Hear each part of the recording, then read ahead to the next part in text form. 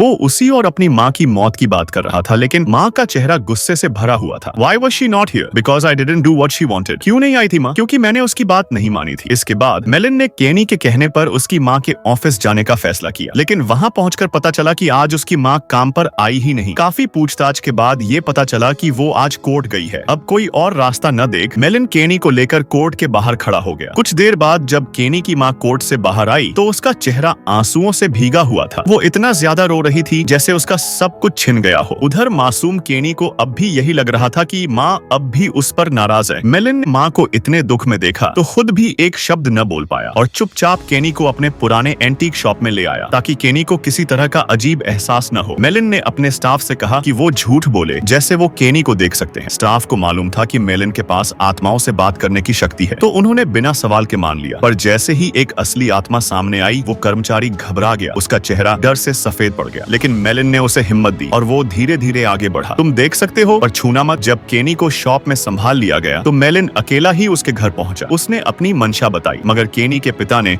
उसे फर्जी मान लिया, धोखेबाज समझा। हालांकि शिष्टाचार के नाते केनी की माँ माने उसे अंदर बुला लिया। अब मेलिन ने कोई झूठ या पर्दा नहीं रखा। उसने साफ कह दिया कि केनी अभी भी उसी रेलवे ट्रैक के पास खड़ा है जहाँ वो माँ का इंतजार कर रहा था, क्योंकि माँ ने कभी उसे कहा था अगर मुझसे बिछड़ जाओ तो वहीं रुक जाना, मैं तुम्हें ढूंढ लूंगी। इतना ही नहीं, केनी को उसकी गाड़ी के रियर मिरर में लटकती मकड़ी की चेन बहुत पसंद थी, लेकिन जैसे ही माँ ने ये सब सुना उसका चेहरा डर से सख्त हो गया। वो चौंकी, सहमी और कुछ बोले बिना दौड़कर घर के अंदर चली गई। उसने मेलिन से बात करने से मना कर दिया क्योंकि उसे डर था कि अगर मेलिन कुछ और बोलेगा तो वो खुद को संभाल नहीं पाएगी। अब कुछ नहीं किया जा सकता था। मेलिन चुपचाप चला गया, बस पीछे एक सच्चाई छोड़कर।